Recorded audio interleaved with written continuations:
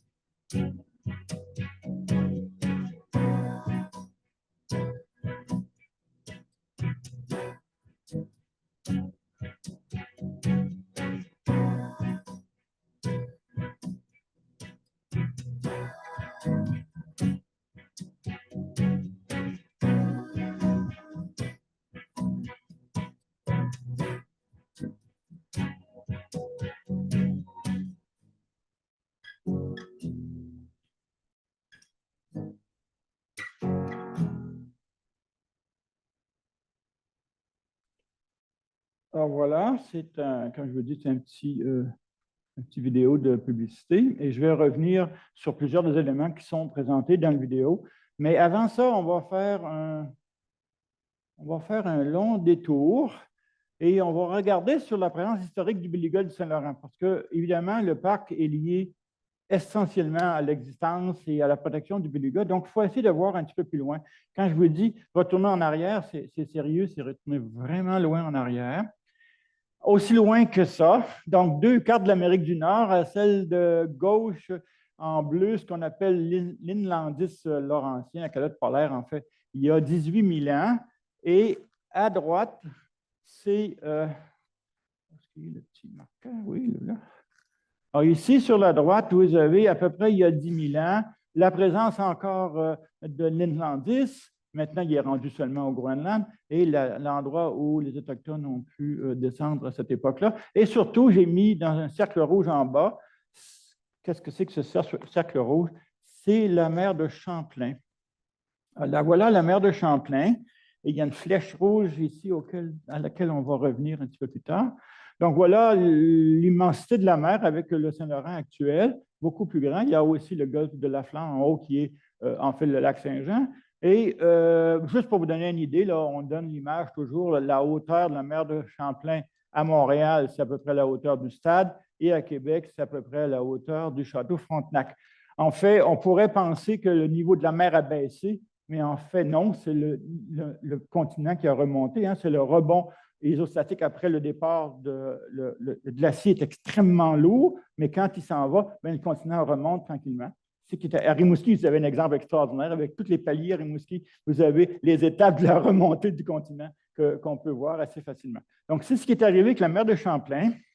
Et il y a quelque chose de très intéressant, parce que les belugas étaient dans la mer de Champlain, et ça, on le sait, à cause de cette découverte qui est en 2001. On a trouvé un fossile de beluga qui a été daté comme ayant 10 700 ans et on l'a trouvé à Saint-Félix-de-Valois, c'est l'endroit où j'ai mis ma flèche. Donc, vous voyez que c'était à l'époque à peu près la bordure de la mer de Champlain et ce beluga est décédé, il a été enfoui dans la boue. Et en 2001, il y a un archéologue de l'UQAM qui a découvert, qui a participé à la découverte du beluga. Et on a comme ça une preuve absolue que les belugas étaient là. Ben voilà pour l'ancienneté de nos belugas. Donc, ils n'ont pas été importés d'ailleurs. Ils sont bien présents ici depuis très longtemps. Jacques Cartier, que vous connaissez probablement. J'ai une carte un peu compliquée, mais c'est la carte des 2 voyages de Jacques Cartier. Celui qui nous intéresse, c'est le deuxième. Le premier, en rouge, bon, il a folâtré un peu dans le golfe Saint-Laurent, est allé en baie des Chaleurs, allé à Gaspé, évidemment, après retourner en France. Le deuxième voyage, il savait parfaitement où il allait. Et donc, en haut, vous voyez en vert, il a longé la côte nord et est rentré et a tourné un peu dans le golfe ici. Et après ça, il est descendu, évidemment, jusqu'à Tadoussac. Et vous savez qu'il est monté jusqu'à Québec et jusqu'à Montréal, passé l'hiver à Québec, perdu à peu près la moitié de son personnel, de ses marins, et reparti en 1536 vers la France. Mais ce qui nous importe, c'est à Tadoussac ici et à l'île aux Coudres dont on va parler. Donc, à Tadoussac, il a écrit dans son livre de bord, en fait, dans son témoignage de son deuxième voyage, et je vous prends la peine de lire cette phrase. Le lendemain, 3 septembre 1535, c'est moi qui ai ajouté la date précise, au matin, nous fîmes voile et appareillâmes pour passer outre et eut connaissance d'une sorte de poisson, lesquels il n'est mémoire d'homme d'avoir vu ni ouï. Les 10 poissons sont aussi gros que morues, sans estoc, et sont assez faits par le corps et la tête à la façon d'un lévrier, blanc comme neige et sans aucune tache. Il y en a un grand nombre dans le dit fleuve qui vivent entre la mer et l'eau douce. Les gens du pays, on suppose qu'ils parlent des Autochtones, les nomment Adotwist, et ils nous ont dit qu'ils sont fort bons à manger et ils ont affirmé qu'il y en a en tout le fleuve qu'en cet endroit. Il y a 2 choses ici. Les gens du pays, les Autochtones probablement, sont fort bons à manger, donc on en ferait la pêche. Plus tard, quand il est rendu un petit peu plus haut, il va le 6e jour du mois, nous vîmes ancrés à une île qui est bord à terre nord, c'est l'île aux Coudres, évidemment, pareil par ceux du pays, et se fait aux environs de cette île, grande pêcherie d'ado twist, ci-devant décrit. Voilà un autre témoignage. Et quand il est revenu, donc au mois de mai en 1536, il revient aux abords de l'île et écrit de nouveau. Vous trouverez jusqu'au dit Canada force baleines, marsouins, chevaux de mer, ado twist, qui est une sorte de poisson que nous n'avons jamais vu, ni ouï, ni parlé. Donc, il répète ce qu'il y avait là. Donc, ça serait le premier témoignage écrit, à tout le moins, de la présence des belugas dans le Saint-Laurent. Et assez étonnant, Jacques Cartier, c'est un navigateur, un géographe, c'est quelqu'un qui a voyagé. Donc, c'est étonnant qu'ils disent qu'il n'en a jamais vu. C'est donc vrai probablement. Il n'y en a pas en Europe et il n'a pas voyagé suffisamment au nord pour pouvoir les voir. Donc, c'est vraiment une découverte apparemment de Jacques Cartier dans ce cas-ci, du moins la première fois que c'est rapporté par écrit. 100 ans plus tard ou à peu près, il y a un livre qui s'appelle « Le grand voyage au pays des Hurons », situé aux derniers confins de la mer Douce, dite Canada, écrit par le frère et collègue Gabriel Sagard. Vous savez qu'il y a une municipalité dans Charlevoix qui s'appelle Sagard, publié en 1632, et racontant un voyage au Canada effectué en 1623 et 1625. Et il y a une phrase qu'il faut lire. « En ce même chemin de Québec, nous trouvâmes en divers endroits plusieurs troupes de marsouins, entièrement blancs comme neige partout le corps, lesquels, proches les uns des autres, se jouaient et, se soulevant, montraient ensemble une partie de leur grand corps hors de l'eau, qui est à peu près gros comme celui d'une vache et long en proportion. Ça, lui, la proportion est pas mal bonne. À cause de cette pesanteur, ce poisson ne peut servir qu'à tirer de l'huile. Donc, il ne semble pas parler ici qu'on en mange, mais il est clair que déjà en 1625, il y a une sorte d'exploitation peut-être de l'huile. Encore un peu plus loin. Autre chose, ça c'est une planche extrêmement intéressante. C'est une planche du Codex Canadiensis. C'est la planche 64, le dessin numéro 2 en bas, marsouin blanc, voilà notre beluga de nouveau. Et dans Histoire naturelle des Indes occidentales, il faut savoir que ça va ensemble. C'est le même auteur, c'est Louis Nicolas, qui a fait les dessins du Codex Canadiensis et qui a écrit le texte de l'Histoire naturelle des Indes occidentales. Ce n'est que récemment qu'on a fait le lien vers 1980 ou même vers l'an 2000 où on s'est aperçu que c'était le même texte qui allait ensemble. Donc, il a décrit ensemble ce point. Il a dit, bon, j'ai dit que le marsouin blanc, qui est un grand poisson, la notion de mammifère marin n'existe pas avant le 19e siècle.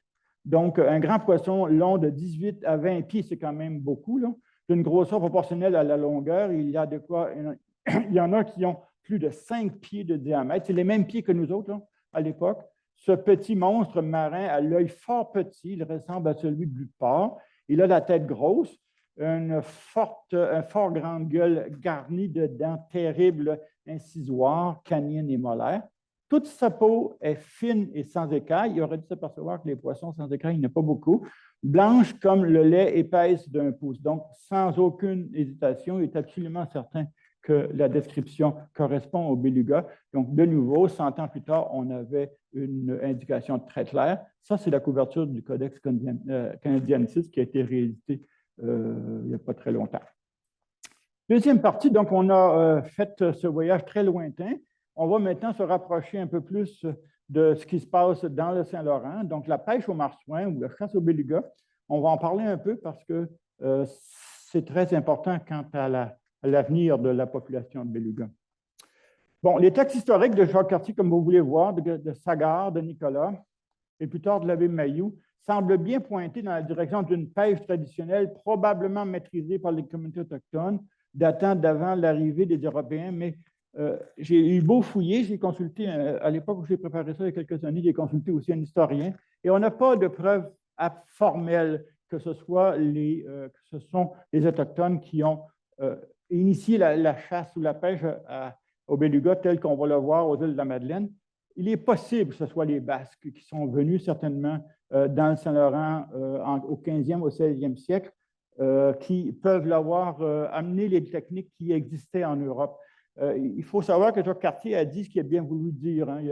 Ça, j'ai toujours trouvé ça. Faites la comparaison, c'est que Jacques Cartier, il écrivait son voyage pour aller chercher l'argent, pour aller faire un deuxième voyage. Donc, c'est comme une demande de subvention. Tu écris pas mal de choses, mais tu n'écris pas toutes. C'est pas mal ce qu'il a fait. Donc, il y a des choses, il est à peu près certain qu'il a rencontré des Européens dans le bout du détroit de Belle-Île, mais ça, il ne l'a pas dit. Et c'est pareil, il est probablement que les Basques étaient déjà à l'île aux Basques, dans le bout de Trois-Pistoles, mais ça, il n'en a pas parlé. Son avantage à lui, de Jacques Cartier, c'est d'avoir écrit, alors que les autres n'ont pas laissé d'écrit. Donc, les Basques savaient peut-être, les Autochtones ont peut-être développé eux-mêmes. Ça, c'est l'île aux Coudres que vous connaissez. Donc, l'île aux Coudres qui est, on voit cette image de Google ici, en fausse couleur, mais quand même, puis c'est intéressant de voir les courants qui sont de chaque côté. L'île est vraiment au milieu de très forts courants de marée. À marée basse, les courants descendent à 7, 8, 10 nœuds. À marée haute, ça remonte aussi très rapidement. Donc, c'est une zone assez difficile à naviguer. Et la carte de droite, c'est une carte plus ancienne, mais une carte complète de l'île aux Coudres. Et j'ai mis avec 2 cercles rouges les 2 secteurs où la pêche ou la chasse au beluga ou la pêche au beluga se faisait dans ce secteur ici, et ici en amont dans ce secteur-ci où il y a des grandes battures qui découvrent à marée basse. Donc ça, c'est les 2 secteurs où est-ce que c'est qu'il y a eu de la pêche, et on va regarder un petit peu l'histoire de l'île aux Coudres pour mieux comprendre ce qui arrivait. Donc, quelques histoires, les dates que je vous ai sorties. Donc, on vient d'en parler, 1535, découverte et nommée l'île aux Coudres par Jacques Cartier. Mais il va s'écouler de grandes périodes de 150 ans. Il n'y a aucune activité européenne. Présence autochtone probable. J'ai mis un point d'exclamation, c'est probable que les Autochtones étaient là. Quelle communauté, j'en sais rien. En tout cas, je n'ai pas trouvé d'indication sur la communauté qui pouvait être là, mais ça pouvait servir de passage, peut-être pas de permanent, mais pour traverser le fleuve, s'arrêter à l'île aux Coudres à cause des courants très forts et repartir ensuite, c'était probablement un très bon point pour la présence des Autochtones dans cette région-là. Donc, 150 ans avec rien, mais en 1687, concession de l'île aux messieurs du séminaire de Québec. Donc, les messieurs du séminaire de Québec, il faut savoir que ce sont les jésuites. Donc, on leur a concédé l'île et donc sont devenus responsables de la colonisation et de l'exploitation de l'île. Donc, en 1720, début de colonisation de l'île, arrivée de Joseph Savard, c'est le premier colon avec sa femme et plus tard avec sa famille pour défricher l'île aux Coudres. Entre 1824 et 1866 à peu près, on a une population assez stable de 640 habitants. Ça veut dire que ça va quand même bien parce que 640 habitants, l'île n'est pas très grande. Donc, il y a pas mal de monde déjà. À propos de la pêche au marsouin, donc, on va voir que la pêche au marsouin a une importance. Marsouin, évidemment, c'est le beluga. La pêche au marsouin a de l'importance pour les habitants de l'île aux Coudres dès le début de la colonisation. Donc, en 1686, ça c'est un an même avant la concession, il y a déjà une première pêche qui est autorisée. Et ça va continuer comme ça. En 1720, premier contrat de pêche donné à des colons. Donc, les contrats de pêche étaient accordés par l'État, par le gouverneur, si on veut, à Québec. Donc, il y a déjà de la pêche qui se fait. Et donc, la pêche est dite florissante et rentable pendant tout le 18e siècle. Pas de registre des prises, malheureusement. Donc, on aurait pu avoir ça. Peut-être jusqu'à 200 et plus par année. C'est l'un des problèmes qu'on a quand on veut reconstituer la population de beluga d'avant, c'est qu'on n'a pas de données de prise. Il y a bien des choses qui se faisaient, il y a bien des registres qui se faisaient, et pas sur les prises de beluga, donc on ne sait pas au juste. On peut estimer, probablement d'après le nombre de personnes, d'après les pêches qui se faisaient, qui pouvaient peut-être s'en prendre jusqu'à 200 par année. Succès variable au cours du 19e siècle. La pêche est dite exceptionnelle vers 1950 avec des gros spécimens, mais la pêche est parfois beaucoup de succès, parfois plus rien, parfois beaucoup de succès. Donc, c'est très variable dans le temps. On va voir tantôt que ça varie, pas juste aux îles de la Madeleine, ça varie partout. Donc, en plus, il y a quelque chose d'intéressant à noter ici, c'est que cette pêche détruit presque entièrement la forêt sur l'île, avec la coupe de 4000 jeunes arbres par année. On peut se demander, mais qu'est-ce que c'est que cette affaire? Bien, c'est justement pour constituer la pêche. Puis, on vend l'huile et la peau seulement. La carcasse n'est pas utilisée, donc on ne mange pas le beluga. et on fait fondre l'huile, puis on garde la peau aussi, qui est épaisse. Hein. Et voilà la raison de la perte de la forêt, c'est que pour faire la trappe, si on veut, la pêche, c'est comme un peu comme une pêche à la fascine. Donc, on va planter des perches de bois à intervalles d'environ 3 pieds, formant un immense cercle avec ouverture sur le large, à la manière d'une pêche à la fascine. Et les belugas à marée haute vont monter parce qu'ils aiment bien aller proche de la côte, parce qu'ils vont manger des invertébrés marins qui sont dans le mouvement des marées, donc ils ont leur chance, donc ils vont rentrer, mais à marée basse, ils ne pourront pas sortir. Donc, ils sont faciles à capturer. En fait, capturer, c'est harponner tout simplement. Donc, ils n'ont plus d'eau, ils ne peuvent pas sortir. Donc, ils sont faciles à harponner et ensuite à remorquer à terre. Donc, la pêche, c'est ça. Ces deux images sont tirées d'un film très célèbre dont je vais vous parler juste après. L'autre secteur où on pêche le beluga, c'est dans le secteur de Rivière-Ouelle et Kamouraska. Donc, les premiers droits de pêche, c'est 1673. C'est presque la même date que je vous donnais pour l'île aux Coudres, seigneur de la Durantaye. Donc, pêche commerciale au marsouin à partir de 1705 à Rivière-Ouelle. Nombreuses disputes à propos des droits de pêche. Ça, c'est amusant. Ils se sont chicanés, le monde de là-bas, parce que ça devait être payant, justement. Ça devait être rentable. Donc, on s'est disputé pas mal. Un tel a le droit d'en prendre combien? Un autre tel n'a pas le droit, n'a pas de permis de pêche. Bref, il y avait pas mal de disputes à cette époque-là. Donc, au 19e siècle, la pêche au marsouin se pratique surtout à Rivière-Ouelle et semble prospère. Encore une fois, on n'a pas de données véritablement sur les prises. On n'a franchement aucune donnée sur les prises. On ne sait pas combien il s'en est pris par année.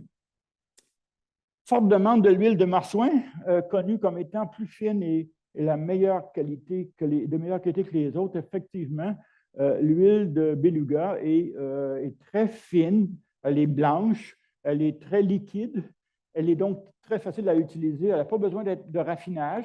Donc, on ne l'utilise pas dans les lampes, là, comme l'huile de baleine classique, ça sert dans les rouages. Et apparemment, en particulier dans les rouages des roues de train, on utilisait cette huile de baleine-là en particulier. Évidemment, les choses vont changer plus tard. Et donc, assez forte activité jusqu'à la fin des années 40, où dans le secteur de Rivière-Ouelle, on a ça. Donc, si on revient maintenant, ici, des fois, le public est un peu fâché que je dise ça, mais c'est le pétrole qui a sauvé les baleines. C'est ça. C'est que l'huile de baleine était essentielle pour éclairer les villes, pour n'importe quel usage où on a besoin de quelque chose de huileux. Et le pétrole, à partir des années 1900, petit à petit a pris la place. Et à partir de la Seconde Guerre mondiale, en 1940-45, le pétrole a pris tout l'espace et on n'a plus jamais eu besoin de l'huile. Donc, la chasse aux baleines, à partir de 1945-50, a tombé complètement. Ça a été fini à partir de ce moment-là. Donc, il n'y avait plus de besoin, il n'y avait plus de demande parce que le pétrole avait pris toute la place. Voici que c'est un schéma qui a besoin d'explication. Donc, à la verticale, c'est le nombre de baleines capturées, donc le nombre de belugas capturés, là, ça va jusqu'à 600, et c'est des événements qui se passent entre 1870 et 1960, donc la fin du 19e et la première moitié du 20e siècle. Ce que vous voyez, c'est une estimation des animaux. Je vous ai dit qu'il n'y avait pas de décompte, donc on n'en a pas de données vraiment. C'est une estimation des animaux capturés et vous voyez que ça varie considérablement. 1890, 2000, ici, 1890 à peu près, on a une forte débarquement. Il y a plusieurs points là, qui montrent qu'il y en avait beaucoup. Après, ça descend quasiment à rien, à presque pas, et ça remonte assez brusquement vers 1915 à peu près, puis ça redescend complètement et remonte encore vers 1930-35. Comment on a fait, comment les scientifiques, la source est en bas, là, comment ils ont fait pour établir un pareil graphique parce qu'on n'a pas de données? Tout simplement, ben, c'est astucieux quand même, parce qu'on sait que les barriques d'huile de beluga étaient acheminées via le port de Québec. Et les ports, eux, ont des statistiques. Tous les ports ont des données très précises, même que les archéologues vont trouver des données sur le monde romain, sur le monde antique, avec les données dans les ports. Donc, dans le port de Québec, on a les données du nombre de barriques qui ont été embarquées pour exportation, soit vers les États-Unis et soit vers l'Angleterre, probablement plus vers l'Angleterre. Et on sait le nombre de belugas que ça prend pour faire un barrique. Donc, on fait une approximation, on dit, bon, telle année, il y a eu 500 barriques d'exportés, donc ça correspond grosso modo à, disons, je ne sais pas combien ça en prend, mais disons que ça correspond à 600 animaux environ. C'est comme ça qu'on a établi approximativement ce qui est arrivé là. Et ce qui est étonnant et non expliqué, ce n'est pas expliqué pourquoi que ça se fluctue autant. Mais ça fluctue beaucoup. Peut-être c'est la demande, probablement que c'est la demande, mais c'est aussi peut-être les années de bonne chasse et de mauvaise saison. Donc, c'est à peu près l'information qu'on a pour la fin du 19e siècle, début de la première moitié du 20e siècle. C'était probablement quelque chose comme ça, mais les nombres sont quand même relativement élevés. Là, vous voyez les prises, là, si vous comptez 600, la plus grosse, mais l'après, il y en a 500. C'est quand même un grand nombre d'animaux qui ont été tués pendant cette période de chasse-là. Pour la suite du monde, vous connaissez ça pour la suite du monde? Oui? Non? Ben, sinon, vous avez intérêt parce que c'est extraordinaire. C'est un film tourné en 1963. Les films télé-réalité, là, ça a été inventé plutôt dans ce temps-là que récemment. Hein. C'est quand même déjà longtemps. Trois cinéastes québécois très connus, là, Michel Brault, Marcel Carrière et Pierre Perrault, ont tourné un film extraordinaire à Île-de-la-Madeleine. Et je vais vous montrer juste un petit bout de quoi ça a l'air. Oups, bon. Ah, il va marcher ici. OK.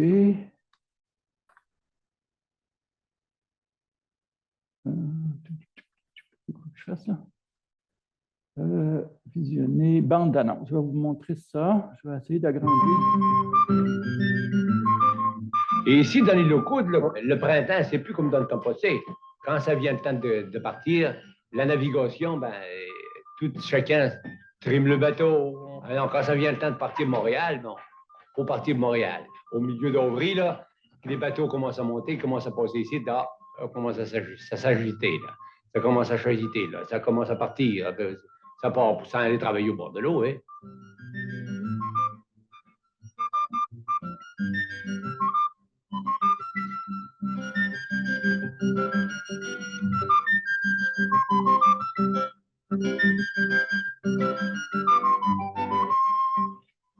Ben vite, mais c'est tu me demandes une pièce. C'est pas une on n'avait pas personne pour venir chez nous.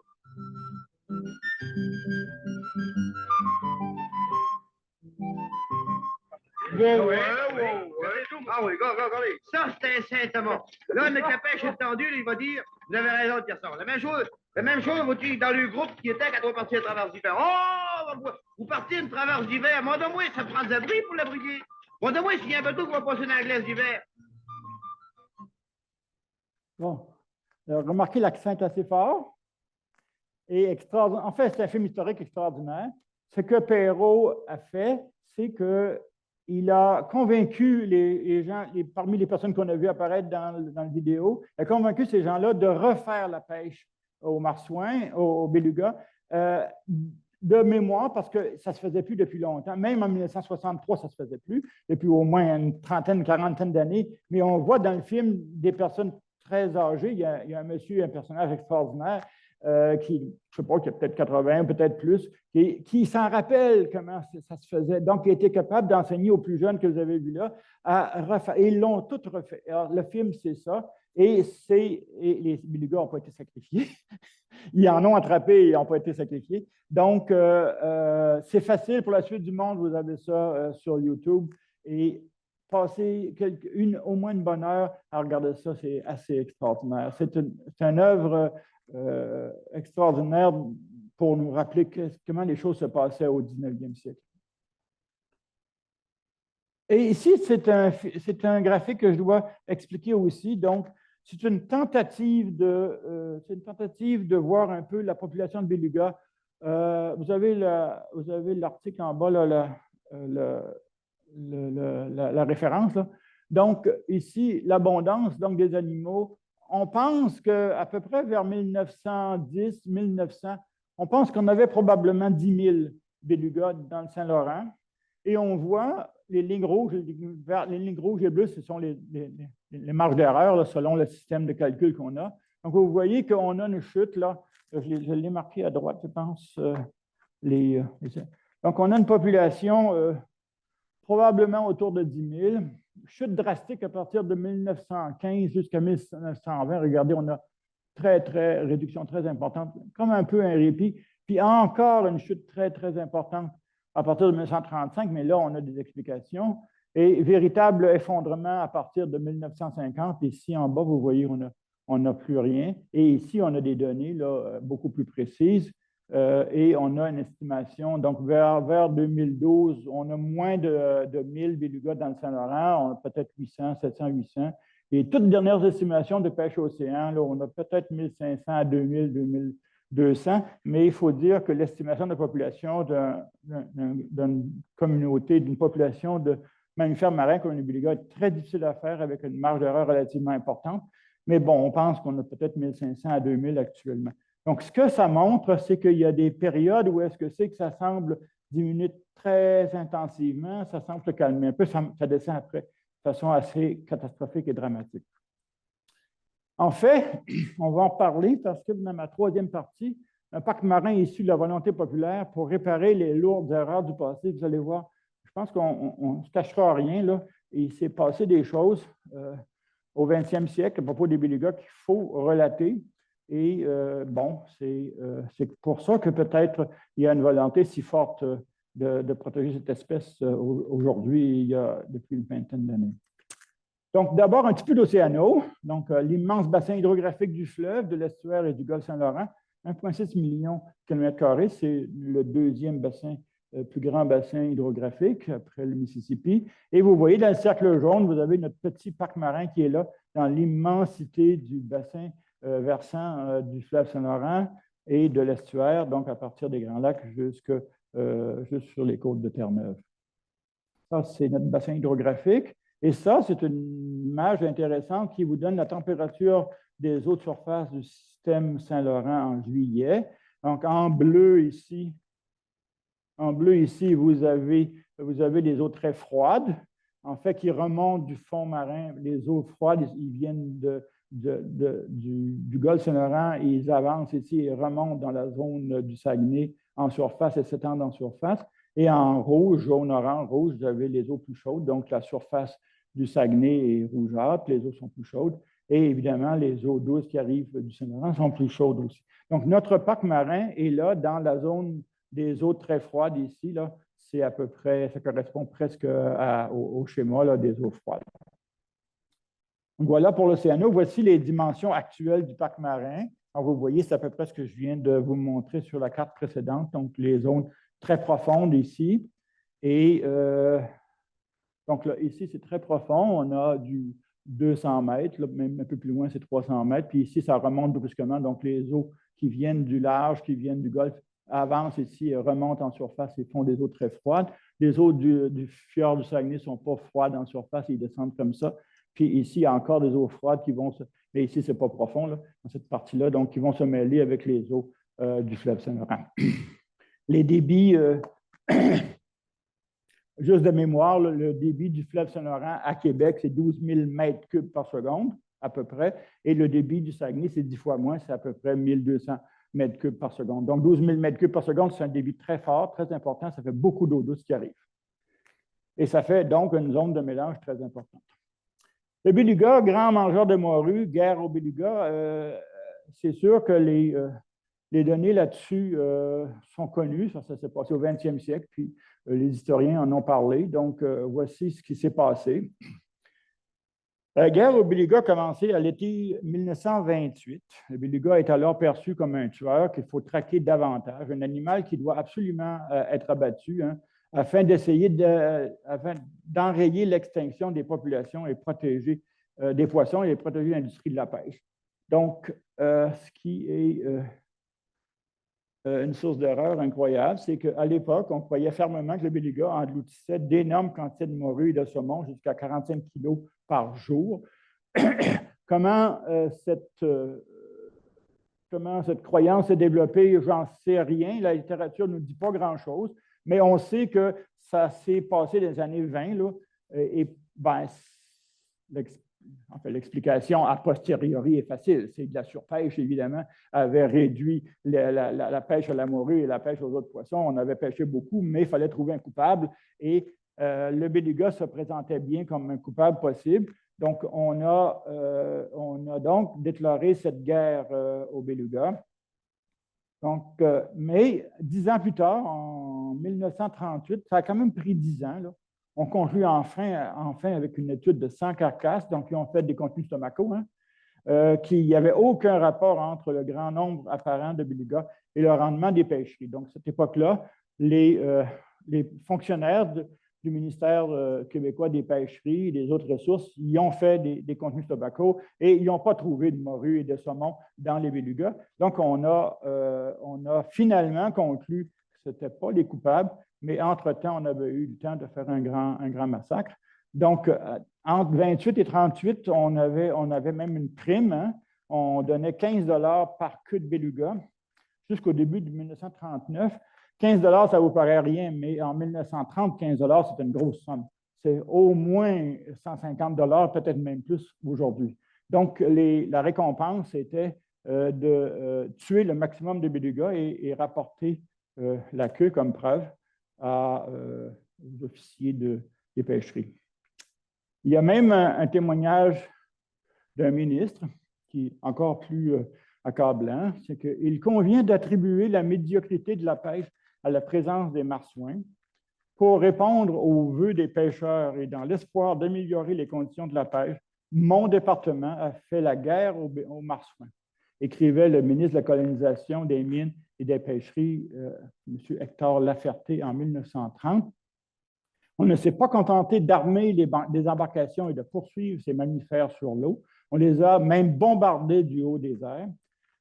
Par ces moyens et par d'autres qu'il reste à expérimenter, pourrons-nous en réussir à les déloger des eaux du Saint-Laurent et à ramener nos pêcheries dans les conditions où elles étaient autrefois? Seul l'avenir le dira. Mais l'avenir, elle le dit. M. Laferté est mort dans son lit en 1971. Vous voyez que c'est ministériel, c'est quelque chose, c'est une déclaration en chambre. Donc, c'était vraiment une décision du gouvernement qui a été prise à ce moment-là et avec tout ce que ça a impliqué. Donc, l'effondrement de la population et fin de la chasse en 1979. Donc, la chasse commerciale a pris fin dans les années 50. La chasse sportive a continué. On avait donc le droit, de façon sportive, d'aller tirer les belugas en mer. En 1979, devant la forte chute de population des belugas, le rétrécissement de leur habitat, on interdit officiellement la chasse aux belugas dans le Saint-Laurent. Donc, vous voyez où ça va beaucoup plus tard, en 1979, que finalement, on trouve que c'est assez. Donc, la population de belugas fut désignée population en danger de disparition par les comités sur le statut des espèces menacées de disparition au Canada en 1983 seulement, mais il s'est encore écoulé 4 ans entre les deux. Et c'est le même graphique que tout à l'heure, puis je vous ai mis les flèches des événements. 1928, début de la guerre au beluga ici. 1938, fin de la guerre. Alors, il n'est que probable que cette chute extraordinaire est probablement due à la fameuse guerre au beluga. 1979, donc, interdiction de la chasse au beluga, mais il n'y a plus grand-chose à chasser, hein. La population est très, très faible. 1983, désignation de l'espèce de disparition et 1998, création du parc marin. Donc, le parc marin, on va en reparler. Donc, ça vous donne en gros l'histoire et ça donne donc les années très noires de la chasse au beluga sur le Saint-Laurent et les raisons aussi qui ont poussé éventuellement à parler d'un parc marin. Donc, il y a déjà une hypothèse de parc marin en 1982, 1983, je vous donné tantôt. Il y a déjà un rapport qui a été fourni au gouvernement qui nous donne les aires d'observation d'un mammifère marin. Parce que qu'est-ce qui rentre en jeu maintenant? C'est le tourisme. On n'en a pas parlé avant. Mais là, en 1980-85, dans ce bout-là, on va commencer à parler du tourisme. Et donc, on va commencer à penser qu'il y a peut-être des endroits où on pourrait observer les mammifères marins et ça pourrait peut-être attirer les gens de la ville, en fait.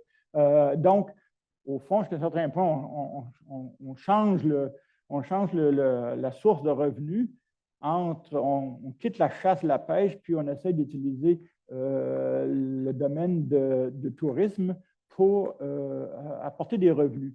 Donc, dès 1982, il y a déjà, vous voyez la zone, on dit, ah ben ça, c'est tout le fjord du Saguenay, hein, jusqu'à la baie des AA. Ici, il y a des zones où on pourrait avoir de l'observation. Et aussi, en face de la sortie du Saguenay, là, il y a l'île Rouge qui est ici, puis toute cette zone-là, la voiture aux Alouettes qui est là et les Bergeronnes qui sont là. Donc, cette région-là est déjà parmi les aires marines où est-ce qu'on pourrait peut-être observer les mammifères marins. En 1988, Forum international pour l'avenir des belugas, ce forum international est décisif. Il a lieu à Tadoussac, est organisé à la fois par Pêche Océan et par Environnement Canada. Et c'est le début du plan d'action Saint-Laurent. Donc, c'est extrêmement important. J'ai le souvenir d'y avoir été présent. Donc, là, il y a une demande formelle par les participants, les scientifiques, les activistes sont là aussi. Il y a quelqu'un qui s'appelle Pierre Belland, qui est un scientifique et aussi un activiste pour sauver les belugas. Donc, il y a là une forte pression auprès du gouvernement pour la création d'un parc qui pourrait aider à l'embouchure du Saguenay, qui pourrait aider à sauver ce qui reste des belugas.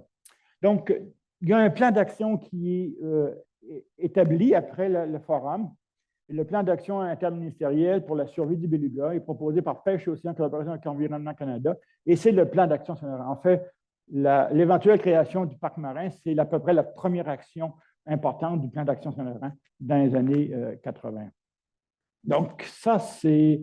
Et déjà, 3 axes, parce que les données scientifiques sont encore un peu pas très bien connues, mais quand même, on commence à voir que le dérangement des animaux, ça nuit certainement à la reproduction. La pollution, on en parle déjà passablement. Il y a toute l'histoire des BPC, des HAP qui pourraient empoisonner les animaux. Donc, il s'en parle déjà dans les années 80. Et enfin, la question de connaissances scientifiques qui ne sont pas très importantes encore à cette époque-là. Donc, une date à retenir, 1988. Les choses après vont aller passablement vite, ça va se développer. La première proposition du parc marin arrive en 1990, en vertu de l'entente, comme c'est marqué en haut ici, en vertu de l'entente Canada-Québec sur le parc marin du Saguenay. Donc, on voit la zone là, en rouge là, que j'ai entourée. C'est la zone qui ressemble pas mal à la zone que vous avez vue dans la carte précédente. Ça n'a pas beaucoup changé. C'est à peu près la même zone. On voit que cette zone est quand même pas mal restreinte. Hein. C'est effectivement la zone où on a des chances de voir non seulement des belugas, mais de voir aussi d'autres, des petits rorquals. À l'époque, il n'y a même pas de grands rorquals. Là. Il y a des petits rorquals, il y a des marsouins aussi. Donc, et en noir, c'est le parc terrestre qui existe, qui est là maintenant. C'est le parc terrestre du Saguenay qui est géré par la CEPAC. Donc, ça va évoluer au cours des années. Puis, en 1995, on arrive à ce dessin, à cette carte du parc. On va voyer en bleu marine tout le parc marin. Donc, c'est l'ensemble du fjord du Saguenay jusqu'à l'embouchure de la baie des AA. Et ensuite, c'est dans le Saint-Laurent. Je n'ai aucune idée comment on a fait pour tracer une ligne dans le milieu comme ça. Il y a dû y avoir des représentations, il y a dû y avoir des discussions, des tractations. J'en sais rien, je n'étais pas là. Ne faisait pas partie de ça, mais à quelque part, il y a quelqu'un qui a tracé une ligne à quelque part dans le milieu de l'estuaire et qui a décidé que le parc marin, bon, il commençait à peu près aux Escoumins, il finissait dans le bout de Saint-Fidèle, là, dans ce secteur-là. Mais ça a l'avantage de couvrir quand même une belle grande surface de l'estuaire, pas mal plus grande que précédemment. Alors voilà pour le parc marin de 1995, qui est encore le parc marin d'aujourd'hui. Et aussi, c'est l'aire de coordination, vous voyez en gris, ce sont en fait, c'est l'espace qui regroupe les municipalités tout au long du Saguenay, ce qu'on appelle l'aire de coordination. Donc, c'est des municipalités qui pourraient profiter directement de la présence du parc marin. Il est clair que quand on fait cette carte-là, quand on parle de l'aire de coordination, il est certain qu'on comprend que le tourisme est visé dans ce travail. Donc, les données de base qui ont été déjà énoncées dans la vidéo du début. Donc, augmenter le niveau de protection du beluga de Saint-Laurent. Ça, c'est vraiment écrit dans la loi hein, avec ces mots-là. La superficie est à 1245 km². Il y a une voie maritime, évidemment, en rouge. C'est rare qu'on va avoir l'idée de faire un parc marin en plein milieu d'une voie maritime. Et c'est une voie maritime très fréquentée, encore aujourd'hui, beaucoup très fréquentée. Donc, la voie maritime, il n'y a rien à faire. On ne va certainement pas la fermer, on ne va certainement pas la déplacer. Donc, on est pris avec, on l'a, on vit avec ça. Mais on va aussi faire le parc marin, en fait, dans la même zone. Importante affluence touristique en été, plus grand que le million de visiteurs à partir des années 1990-2000. Aujourd'hui, on a facilement 1 million de visiteurs et plus à différents sites. Secteur de pêche commerciale, surtout du crabe, du pétonque et de l'oursin. Le crabe, oui, en amont ici, en aval, c'est-à-dire dans cette zone-là, il y a de la pêche au crabe, pas tant que ça, mais il y en a. Il y a un petit peu d'oursin dans le secteur à la sortie du Saguenay ici, au baie des Alouettes. Et il y a aussi un permis de pêche au pétonque. Donc, il n'y a pas beaucoup de pêche commerciale dans le parc, il y en a un peu, mais vraiment pas beaucoup. Ce n'est pas un très grave problème, du moins pour l'instant. Présence de plusieurs autres espèces de mammifères marins. Ça a évolué avec le temps. Et je me souviens très bien que vers les années 2000, même 1995 à peu près, un grand rorqual, une grande bleue, ça ne se voyait pas. On n'avait pas ça à Saguenay. Maintenant, il n'y a pas une année qu'il n'y a pas au moins une ou deux ou trois grandes bleues qui viennent. Donc, la présence des mammifères marins dans le parc, dans la zone d'observation du parc, n'a pas diminué, au contraire, a augmenté avec les années les plus récentes.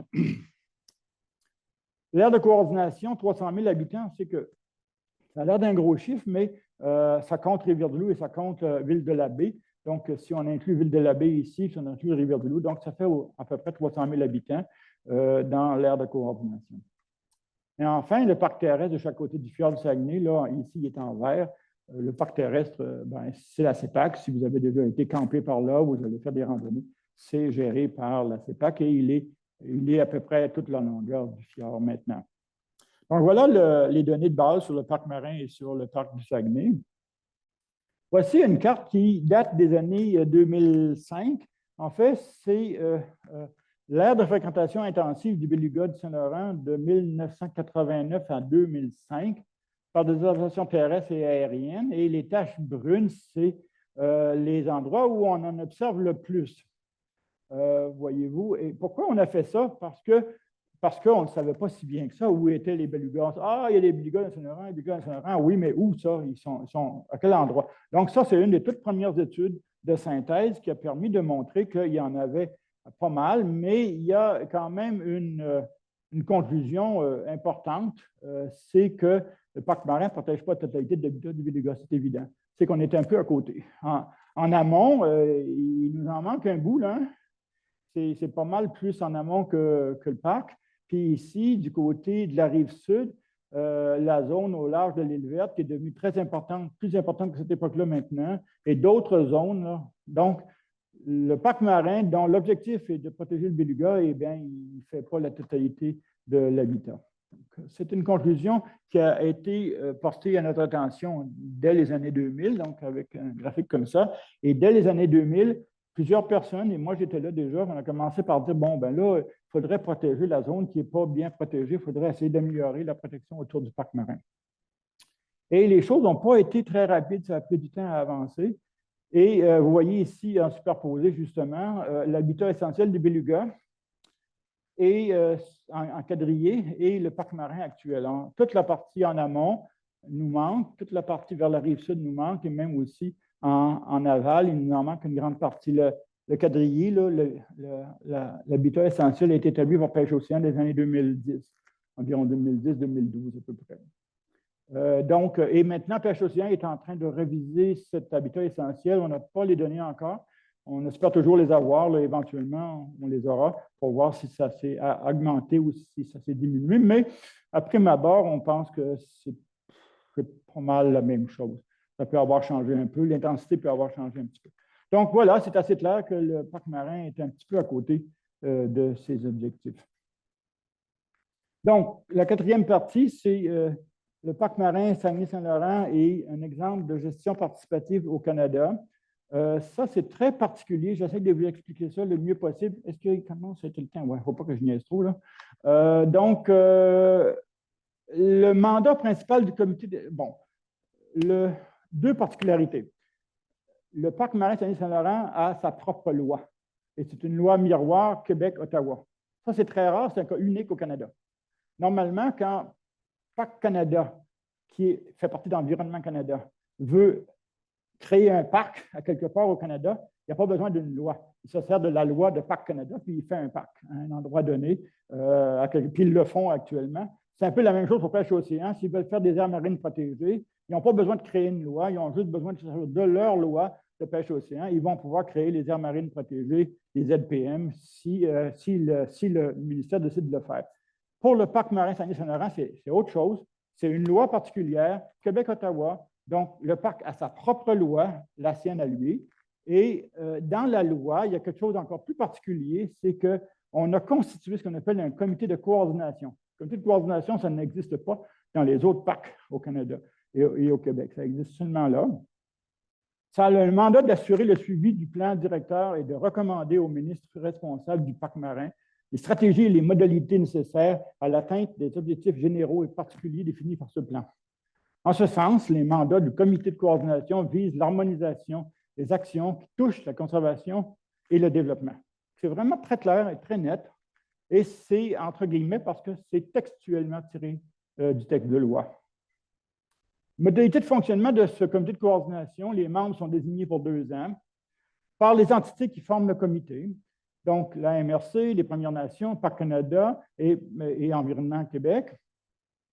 Le membre du comité scientifique et celui d'éducation sont désignés par le comité de coordination sur présentation des candidatures. Donc, je suis le membre scientifique depuis de nombreuses années et je ne représente pas l'ISMER ou l'UQAR. Je ne représente que moi-même, en fait.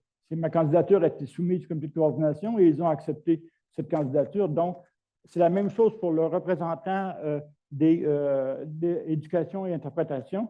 Ces personnes représentent eux-mêmes au milieu. Les membres de la société civile sont susceptibles d'assurer la présidence du comité. Pourquoi?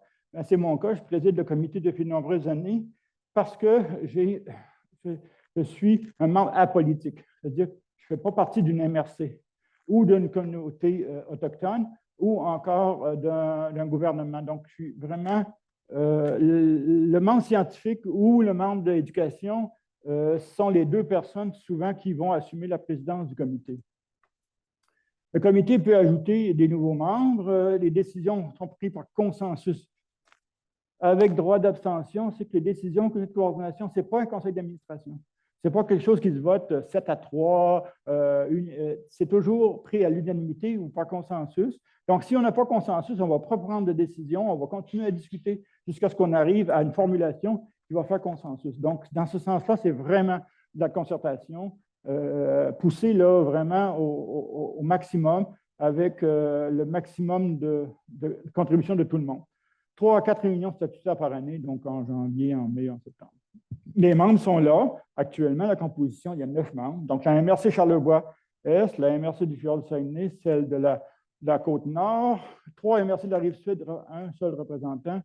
La Première Nation Innu-Sipit, la Première Nation Walastaqui-Kakuna, la communauté scientifique, donc société civile, milieu d'interprétation et éducation, société civile, Parc Canada et gouvernement du Canada. Donc, ça, c'est les membres actuels du comité de coordination. Le rôle essentiel des sciences dans ce parc, au sein du parc, donc participation, rédaction du plan directeur, transfert des connaissances scientifiques vers les gestionnaires et les comités de coordination, alerter les autorités quant aux risques environnementaux inhérents à la circulation maritime aux activités nautiques. Donc, il y a vraiment des scientifiques qui travaillent sur ces questions-là avec le parc marin.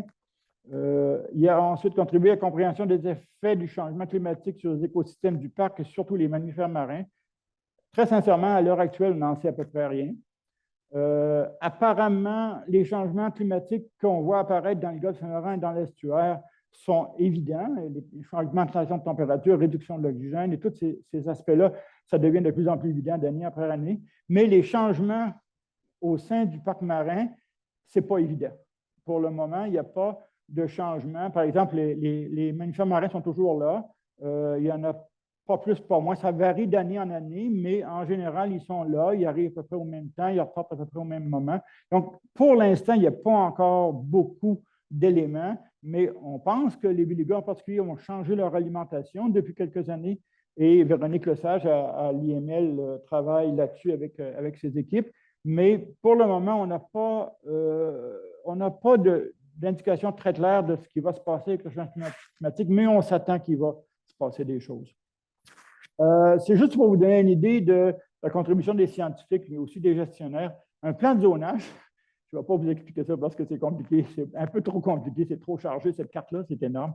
Mais en rouge, c'est les zones qu'on considère comme les zones les plus chaudes, dans les zones 1, préservation intégrale, donc c'est des zones où on n'a pas d'accès par bateau ou même par terre, et ainsi de suite. Donc, je passe rapidement, mais le plan de zonage, ça fait partie des éléments essentiels pour la gestion, la préservation d'un parc marin. Et la zone de Tadoussac est évidemment la plus chaude de toutes les zones. Les enjeux et activités du comité, donc suivi des activités du parc, faire le lien entre les gestionnaires de la communauté via les membres, ça c'est vraiment important.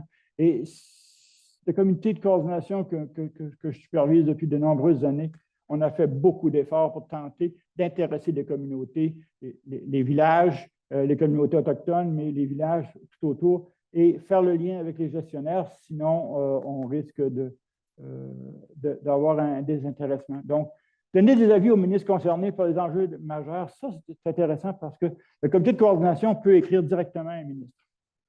Et je l'ai fait plus qu'une fois. Puis la chose surprenante, c'est qu'il répond.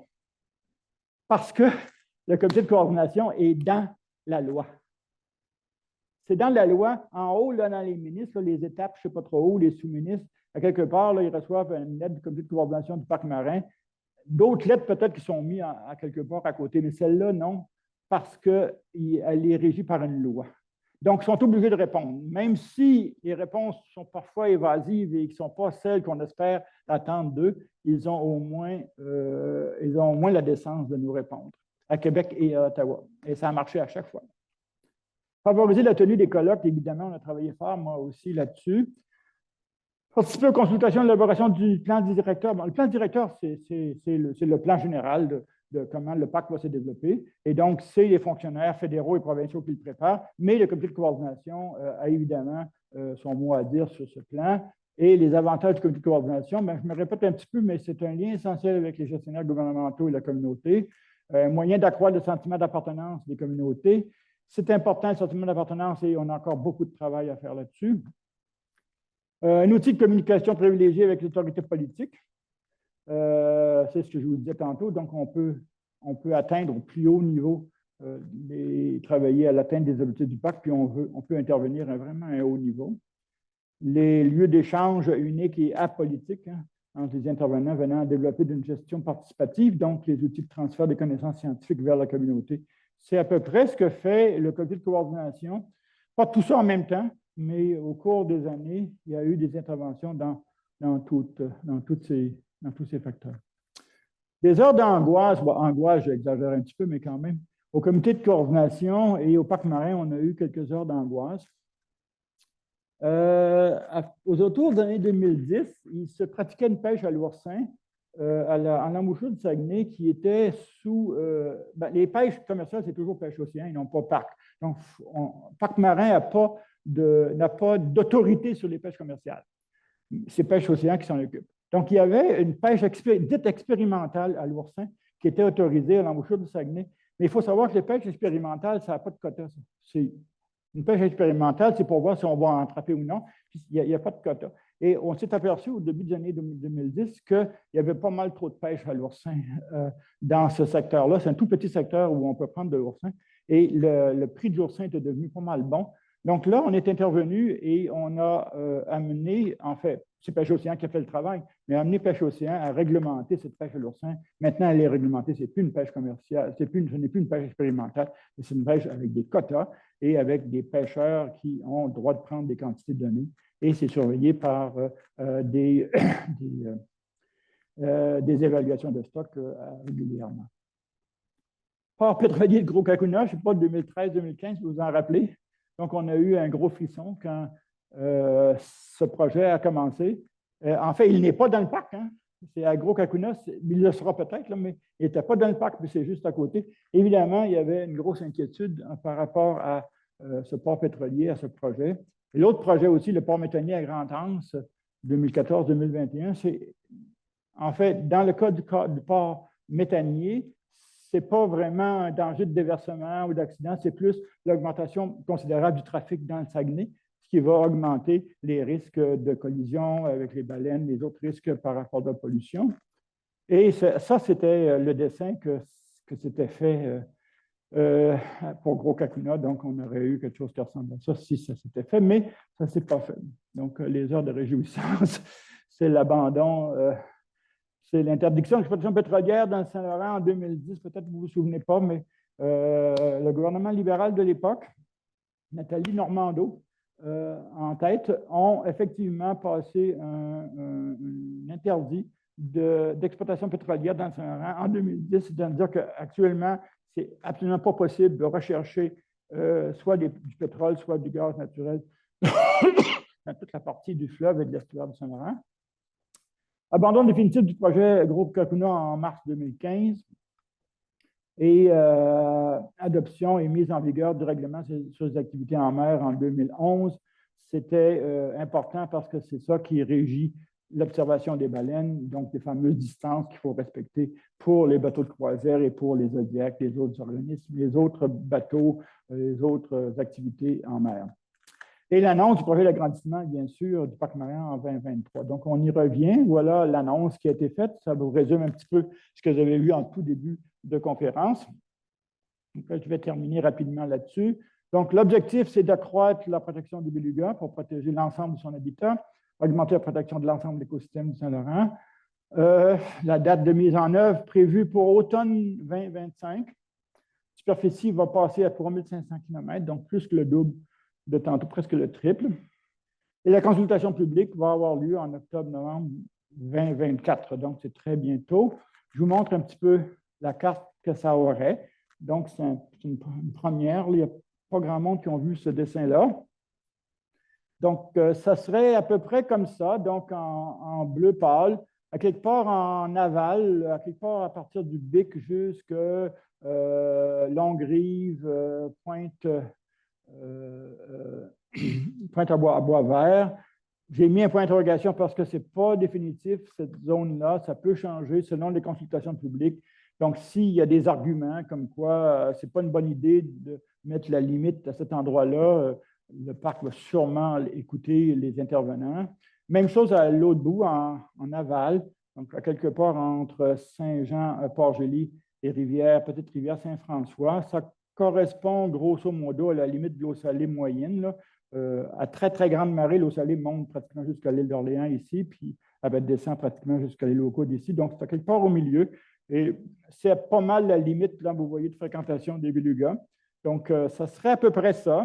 Vous avez ça en avant-première et il va y avoir une consultation là-dessus très bientôt. Je n'ai pas les dates, mais c'est à quelque part au début d'octobre, fin septembre, début octobre, que ça va être la consultation publique et ça va se passer probablement à Saint-Fabien ou à Bic. Il faut trouver un endroit, là. Mais il va y avoir une belle présentation. Les gens vont avoir le droit bien sûr, le devoir même de présenter, de venir poser des questions. Et peut-être s'il y a des objections, s'il y a des problèmes, s'il y a des préoccupations, le parc va les écouter. Donc, ce que ça implique, donc, protection de l'ensemble de l'habitat du beluga. Le comité de coordination va être augmenté considérablement parce qu'on touche la rive sud. Donc, on aura probablement 15 membres. Augmentation substantielle du budget de fonctionnement du parc.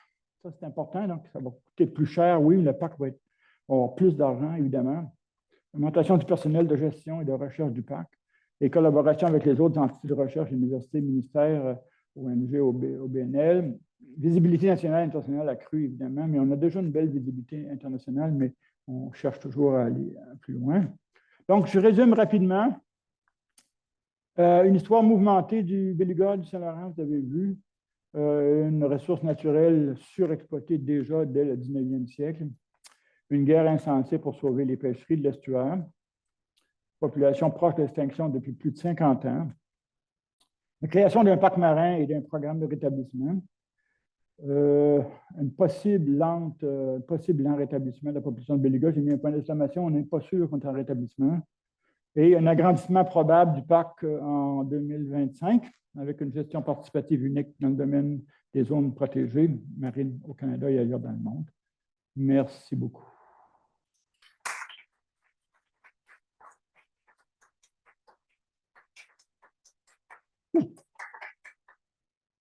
Merci beaucoup, Émilien. On va passer à une petite séance de questions, donc environ 15 minutes. Pour les personnes qui sont dans la salle, vous avez 2 micros devant. Et pour les personnes en Zoom, vous pouvez choisir soit d'ouvrir votre micro, soit d'écrire dans le chat et je lirai votre question. On a une première question en avant. Oui, moi j'ai une question. J'ai eu le plaisir il y a plusieurs années d'avoir descendu en kayak le fjord du Saguenay. Oui. Mais ce que je me souviens à l'époque, lorsqu'est arrivé le parc marin, c'est arrivé dans un même temps qu'un parc terrestre. Oui. Et avec ça, il y avait eu beaucoup d'expropriations de propriétés, là, notamment de chalets. Alors, quand vous présentez à une population, est-ce que l'agrandissement du parc marin, ça vient forcément avec la création de parcs sur les rives terrestres? Non. Non? Non, mais je t'explique un peu. C'est que le parc marin, il est strictement aquatique. C'est seulement l'eau. Et ça exclut aussi les marinas, les ports, les quais, les installations terrestres. Donc, le parc marin, il est strictement marin. Et on n'a pas entendu de la CEPAC une intention de faire des nouveaux parcs le long de la rive sud, par exemple. On n'a pas vu ça pour l'instant. La CEPAC, c'est le terrestre.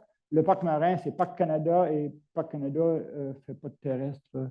Dans ce cas-ci, tu vas me dire, il y a des exemples, il y a des contre-exemples où Parc Canada a fait du terrestre très, très malheureusement. Mais cette fois-ci, non, le parc marin est strictement marin. Les préoccupations, si on veut en parler un peu, est-ce qu'on va avoir le droit de chasser la sauvagine l'automne? Est-ce que la pêche commerciale va être modifiée? Non, parce que si oui, c'est Pêche Océan qui s'en occupe, ce n'est pas Parc Canada. Parc Canada n'a pas d'autorité sur les pêches commerciales. Donc, est-ce que les zones de pêche commerciale vont être modifiées? Est-ce que les permis vont être changés? La réponse appartient à Pêche Océan Canada seulement. Oui. Bonjour. Allô. Moi, je suis curieuse de comprendre, tu sais, quand vous avez parlé du forum pour le beluga qui avait été organisé par le MPO puis Environnement Canada, mais finalement, c'est Parc Canada qui a eu le mandat de faire un parc. Est-ce que c'est parce que le MPO puis Environnement Canada n'avaient pas les outils à ce moment-là pour faire la protection au milieu marin ou parce qu'on souhaitait, vu qu'il y avait un aspect de tourisme, c'est pour ça que ça a été confié à Parc Canada? C'est parce que Parc Canada, c'est dans Environnement Canada. Oui, OK, oui. C'est à l'intérieur. Donc, l'outil, en fait, pour faire des parcs, pour Environnement Canada, son outil, son bras de parc, c'est Parc Canada. C'est dans la même organisation. Okay. En fait, M. Guilbeault est le patron de Parc Canada, comme le patron d'Environnement Canada. Mais Environnement Canada a quand même d'autres outils pour faire des aires protégées. Il y a d'autres qui ne sont pas celles d'Environnement Canada, ce sont celles de Pêche Océan. C'est un petit peu compliqué, c'est vrai. Il y a Pêche Océan qui est capable de faire, qui a l'autorité, de par pas sa charte, mais sa loi, de faire des zones de protection marine. C'est ce qu'ils font actuellement. Ils en ont fait dans le Golfe Sonoran, ils en ont fait un peu partout. Ça concerne la protection des pêches. Hein. Pêche et Océan Canada protège l'habitat et les pêches. Donc, à chaque fois qu'il y a une question concernant les pêches, ça va toujours être Pêche et Océan Canada. Alors que Parc Canada, dans le milieu marin, Parc Canada n'en fait pas tant que ça. En fait, c'est un des exemples. Puis, comme je l'ai dit, Parc marin Saguenay-Saint-Laurent a sa propre loi. Il n'est même pas régi par la loi de Parc Canada. Donc, c'est comme une exception, je te dirais, par rapport à ce qui se passe ailleurs au Canada. Au Canada, actuellement, Pêche Océan est quand même relativement actif. J'ai été l'un de ceux qui ont critiqué puis ont dit qu'ils se traînaient les pieds puis ça prenait bien du temps. Mais finalement, ils en font là, actuellement parce que cette histoire qu'il faudrait atteindre 30 du territoire, on s'est engagé internationalement à protéger 30 de nos eaux marines. On n'y est pas encore, mais éventuellement, avec les projets qui sont en marche, on a des protections qui vont peut-être se faire. Mais Pêche Océan et les gestionnaires de Pêche Océan sont toujours aux prises avec le même problème, c'est les pêches commerciales. Si on veut établir un parc marin, une zone marine protégée, il faut regarder qu'est-ce que les pêches commerciales vont faire, vont dire. Puis en général, mais ils ne sont pas tellement d'accord. parce que le risque est toujours, les pêcheurs ont toujours la crainte que l'établissement d'un parc va réduire leur zone de pêche, va enlever leur permis de pêche, ce qui n'est pas nécessairement vrai, mais ce qui peut quand même parfois arriver, oui. Ça peut restreindre les zones de pêche. Donc, mais pour parc marin, Saguenay-Saint-Laurent, l'agrandissement dont je vous ai parlé, il y a une zone là, vers l'aval là, qui va couvrir les pêches commerciales et la question se pose. Les pêcheurs se sont exprimés déjà, ils ont été consultés, ils se sont exprimés. Puis il y a des groupes de pêcheurs qui ne sont pas contents parce qu'ils craignent que ça va réduire leur zone de pêche. À tort, parce que ça ne réduira pas leur zone de pêche pour l'instant, à moins que Pêche Océan prenne des décisions. Ça, il y a toujours ça. Le fameux permis de pétanque, par exemple, il y a un permis de pétanque, mais ce n'est pas Parc Canada qui peut, c'est pas Parc Marin qui peut l'enlever. Pêche Océan peuvent prendre une décision sur le permis de pétanque, mais pas nous. Oui. Hello, merci pour la présentation. Pourquoi on dit, la dernière slide, là, celle qui était juste avant, là, il était marqué agrandissement probable. Oui. Pourquoi on dit encore probable? Pourquoi c'est pas, avec l'annonce, c'est pas comme officiel? C'est ma prudence naturelle. Écoute, les choses se font, mais vous avez vu comme moi les accros constants entre Environnement Québec et Environnement Canada. Que ce soit la petite tortue, ou que ce soit la petite grenouille, ou que ce soit le cervidé, hein, il y a constamment des accros. Là, ça va bien, puis on pense que ça va être correct, mais un changement de gouvernement à Ottawa, par exemple, que ça fait, si M. Guilbeault n'est pas là, je ne sais pas, peut-être que le nouveau gouvernement va laisser aller, va laisser tourner. Si on change de ministre à Québec, les choses sont en train de se faire. C'est comme un bulldozer. Hein. C'est en train de tout se faire. Tous les rapports sont écrits. La consultation publique, si vous avez la chance de venir, vous allez voir comment il y a beaucoup de travail de fait. Il y a des inventaires qui vont se faire. Il y a toutes ces choses-là qui vont se faire. Mais c'est jamais... Parce qu'à la fin, là, ça prend un décret. Puis ça va nous prendre la signature des ministres. Puis ça va nous prendre le tampon. Puis moi aussi, là, tu sais, je n'ai pas le tampon, là. Puis bien, je dis probablement à l'automne 2025. J'espère. Salut Emilien, merci beaucoup pour ta présentation. J'ai une question. En fait, j'aimerais bien avoir ton avis scientifique.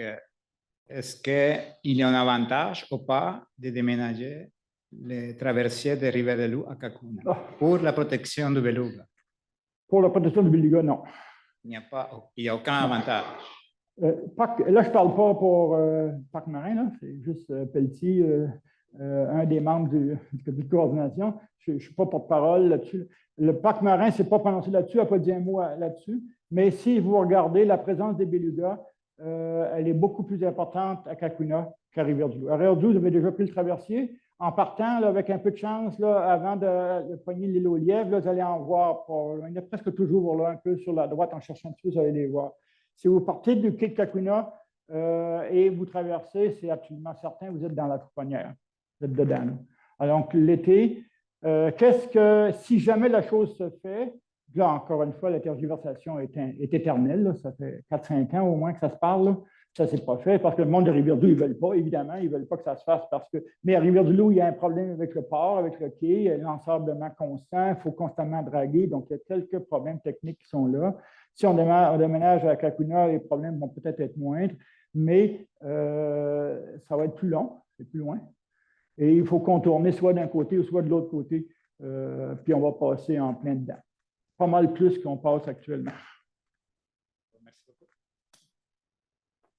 Est-ce qu'il y a des choses sur ailleurs, non? Non, pas de manifestation sur Zoom. Oui. J'ai une autre question. Sur la carte de fréquentation intensive, là, il n'y avait pas de patch, justement, au large de Cacouna, à mon souvenir. Oh, parce que c'est les années jusqu'à 2005, là. C'est 1998-2005, les années, je pense, quelque chose comme ça. C'était pas complet. Dans cette partie-là, actuellement, ça a été beaucoup mieux étudié. Puis, la communauté Wolastoqey a ouvert un super centre d'observation cet été. Ils ont mis plusieurs millions là-dedans. Moi, je suis allé voir ça. C'est extraordinaire. C'est une bonne idée d'aller voir ça. Allez-y pas la journée qu'il y a du brouillard. Mais si possible, une belle journée ensoleillée, calme, ça va être extraordinaire. Et vos chances de voir les vidéos sont pas mal bonnes. et d'autres baleines aussi, là. Et c'est un centre d'interprétation exceptionnel. Ils ont des photos, ils ont toutes sortes de belles choses. Et c'est un peu plus récent comme découverte, je te dirais. C'est que dans les années 85, en 2000, on n'était pas tout à fait clair qu'il y avait une concentration là, mais maintenant, on est absolument certain. C'est une zone de mise bas, en fait. Alors, il faut savoir que les femelles essaient de se débarrasser des mâles qui sont dangereux, qui partent en gang, là, en gang de gars, comme on peut dire, là.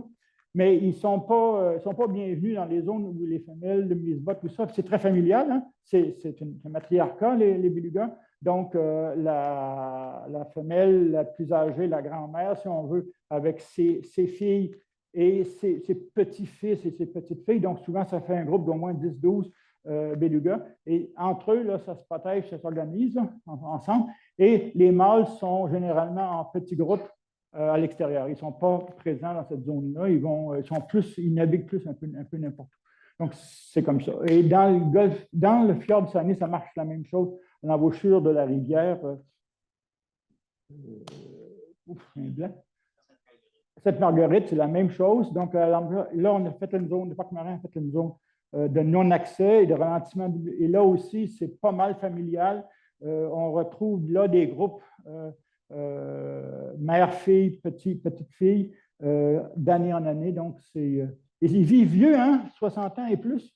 Donc, ils ont presque la longévité des humains. Hein. Avant, on pensait que c'était 25-30 ans, mais maintenant, on sait que c'est 60, même 70 ans. Donc, ils ont une très bonne mémoire, ils ont beaucoup d'intelligence, je pense, et ils en comprennent autant que nous autres davantage sur la dynamique de l'estuaire du Saint-Laurent. Ce qui est important, c'est l'alimentation. Et Véronique Lesage, à l'IML, il y a travaillé un certain temps, peut-être qu'il travaille encore, je ne sais pas, mais apparemment, l'alimentation a changé.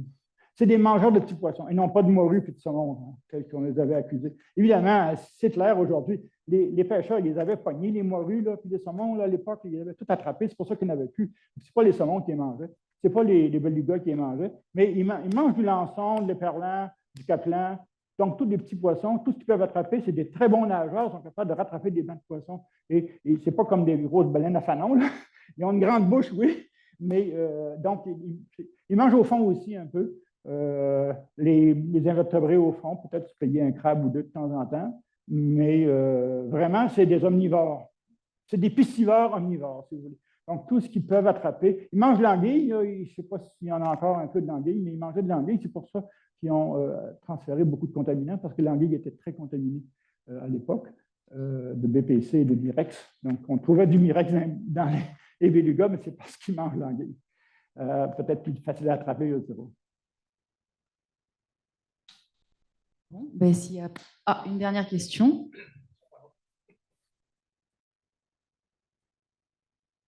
Ça m'a rappelé bien des souvenirs, M. Pelletier, ce que vous avez prononcé comme, évidemment, conférence là-dessus. Dans les années 80, je ne veux pas prolonger indûment, là, dans les années 80, avec Bellan et compagnie, oui, ce dont on se souciait le plus, c'était les fameux HAP, puis BPC, tout ça, puis les alumineries dans le Haut-Saguenay étaient pointées du doigt. De ce côté-là, la menace, si j'ai bien compris, a pratiquement disparu, alors que c'était le facteur dominant à l'époque de la crainte qu'on avait pour la survie des belugas. Ça, c'est réglé. Passablement réglé, oui, presque complètement. Il y a des nouveaux polluants, mais ceux-là sont à peu près disparus. Il y en a encore, mais ce n'est plus des menaces comme on les voyait à l'époque. OK. Dernière peut-être question là-dessus. On voit de plus en plus, avec les changements qui s'opèrent, la présence d'espèces qu'on ne voyait pas dans le Saint-Laurent. Je pense aux barres rayées. Il y a des pêcheurs de Charlevoix, des pêcheurs à la Fascine qui se plaignent du fait que les caplans, les éperlans sont en train de disparaître à cause du bar rayé. Et évidemment, les belugas se nourrissent de ça. Je ne sais pas s'il y a un facteur inquiétant de ce côté-là. Les fameux requins blancs qui s'en viennent aussi, est-ce qu'ils peuvent aussi être considérés comme des prédateurs face aux belugas? Ça, j'en sais rien. Je ne pense pas qu'on le sache. Les requins blancs, bon, on en a parlé. Ça a fait les manchettes, effectivement. On ne s'attend pas à ce qu'il y en ait beaucoup. D'abord, le nombre de ces animaux-là est très, très restreint. Ils ont, à mon avis, d'autres proies. Ils vont morceauter un peu gros, un beluga. Ils sont bien plus des mangeurs de phoques. Et les phoques abondent actuellement. Abondent. Oui, abondent. C'est eux autres qui mangent la morue, là. Donc, les requins, par exemple, blancs ou non, les requins prédateurs, les grands prédateurs, sont des mangeurs de phoques surtout, ce que les belugas font absolument pas. D'autres prédateurs qui seraient peut-être plus menaçants, c'est les orques. Ça aussi, le nombre d'orques augmente un petit peu, on en observe un petit peu plus qu'avant. Ça, c'est des très gros prédateurs. Donc, ils sont à peu près de la taille du beluga et ils pourraient facilement s'offrir un bébé beluga, c'est sûr, parce que les orques sont énormes et c'est la gueule d'un orque, c'est grand comme ça.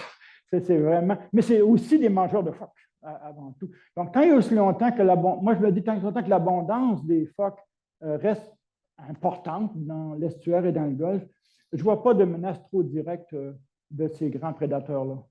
Merci beaucoup. Merci. Bon, eh bien, c'est ce qui clôturerait cette conférence. Merci beaucoup, Émilien. Oui, je vais faire la diapo suivante. Ça. Alors, il me reste à vous inviter à la conférence qui aura lieu ici même dans 2 semaines à la même heure, donc à 17h le 4 septembre, qui sera présentée par Gwenaëlle Chailloux, donc une chercheuse de l'ISMER, et qui s'intitule « Bouleversement dans le fond du Saint-Laurent ou quand l'oxygène vient à manquer ». Donc, nous vous attendons nombreux et nombreuses pour la conférence de Gwenaëlle. Je vous remercie tous et toutes d'être venus et je remercie également les personnes en Zoom de s'être connectées. Merci et bonne soirée. Et merci, Émilien.